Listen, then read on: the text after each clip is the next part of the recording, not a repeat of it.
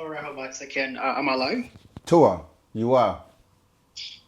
Hey, how's it going? So, I feel like now is a good time to ask this question because it's been on my mind for a while, and I kind of already know your stance on it. I'm going to talk about, or I'm asking rather, about the use of psychedelics or specifically weed. Let's go with the use of marijuana. You know, um, I've heard you say in the past that Dr. York, or are essentially you guys don't really support the use of marijuana. Is that right? Not entirely. Not entirely, So right? right. So here's my question, because Would you like personally, would you like this me is to this is kind of correct? like Would you like me to tell you what we do say? sure, yeah, absolutely, yeah. Right. We deal with things that are natural, right? So plants or herbs in their natural state are consumed in a particular way that is healthy, right? So, for example, you can have a drink or tea or something with a natural herb. So we don't condone being intoxicated. We don't we don't we don't encourage or condone or promote or teach anyone to be intoxicated knowingly on anything, any types of substance. That is even including cigarettes, for example. So yes, it's not that we don't we know that when most people today don't have it as a natural plant or natural form and consume it in a natural way because it's made and things are added. You don't know where the source of it is, and then people will then smoke it and put smoke into their lungs when your lungs are not designed to take that smoke. It's designed to take air. And so then when you add the tobacco and the paper, as in the Rizzler paper or whatever paper you use, that's different substances that are also being consumed at the same time. So we say, of course, there are legal and medicinal and health reasons why some people will have it, and we don't give out medical advice. But what we're saying is that we don't really encourage anybody to be intoxicated in any way, shape, or form because it messes with you as a being, as a supreme being. It messes with your mental, it messes with certain aspect of your spiritual being. So I hope that's clear. But if you do need it, then it's okay, right? Pardon? No, I'm just saying. So if you do need it, like some people, they need religion. Some people need Christianity to tell them, hey, don't rob, don't steal, and ultimately it'll set them on the right path, right? Well, when you Think say that, need, or if you need it, in yeah. Wu-Sabat, we teach the culture of Wu-Sabat, and we have what we do and what we don't do, as in the way. We call that Partarak, right? And our way, this is how we live, and others may choose to do what they want. Now, weed is one of those things that it's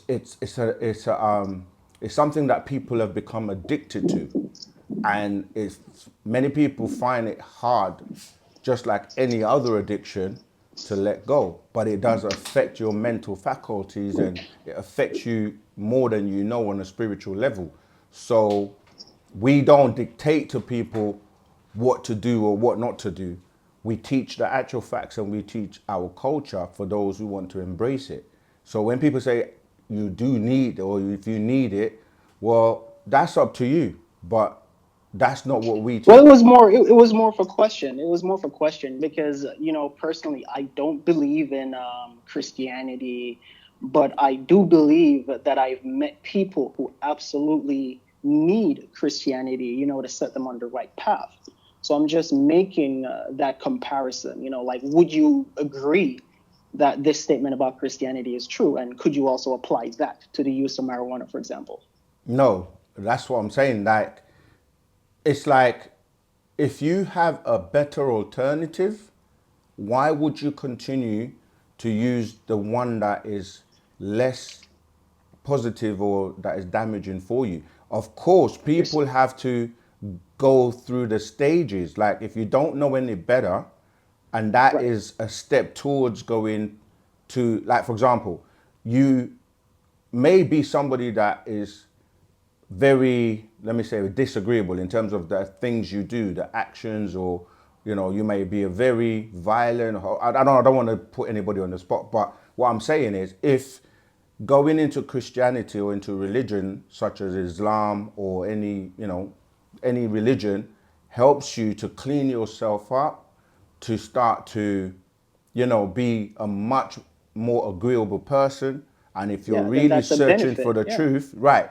But what I'm saying is a stepping stone. It's like you would not remain in nursery forever because, or, kindergarten, right? Because you're right, growing and you're changing and you're evolving. So nature and anything that is alive evolves and changes. So yes, you will go into Christianity, going into Islam. This is what we had to be walked through so that we are able to accommodate or deal with anyone from any walk of life. But what happens is that right, after you yeah. get to a certain point, you start to want to know more, because the questions that you have cannot be answered fully in these religions because they actually plagiarize or they're copies from the original. So what I'm saying is, if you Hmm. had, let's say, juice that you can dilute into water with water, right? And let's say you had 9 cups, and the first cup you put a little water into it, it will still maintain the potency. And then you keep going down in degrees, putting more and more and more water. By the time you get to the cup that is the lowest or one, there's so much water in there that there's only a tiny trace of the original juice.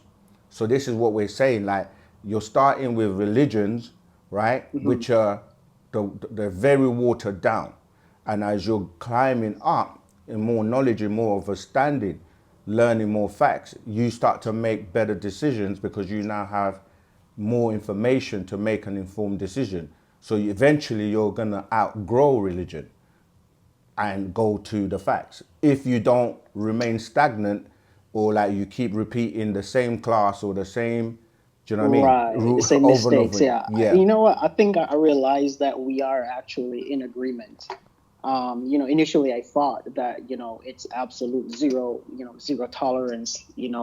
Also ignoring the medicinal benefits that it may have. But I think your answer is saying, don't overindulge, especially or don't indulge, especially if you have a better alternative. But for those who do not have a better alternative, just like the guy who needs Christianity. There are a lot of people, like in that case, even close people, people who are close to me, I feel like sometimes they do need to, go to church in order to be, better, better people. Right. But what I'm saying is, let's be clear that you can have people that have never ever been to a church or be a part of any religion that are good people. Yeah, that are good people. Yeah, yeah. But you also have you have the opposite. You have varying degrees of people. It's just alarming that I've looked down on religion for a while, but meeting individuals who actually need to be told, do not do this bad thing. They Yeah, need some originally kind of, religion was actually a good yeah, thing. It was designed to keep, people in order and in check, and as a form of discipline. But over time, what happened is that it got kind of confused and messed up, and now people don't know what's right from what's wrong, and that's where the problem is. Because, and when we say right or wrong, again, that you can say that's subjective, but in anything you're going to have the best or what's the most beneficial to you, and it's up to you. Like we knowing we're the most, I would say, balanced, because we've studied everyone's religion, we've lived those religions, so we can empathize with those who are still on that level, okay?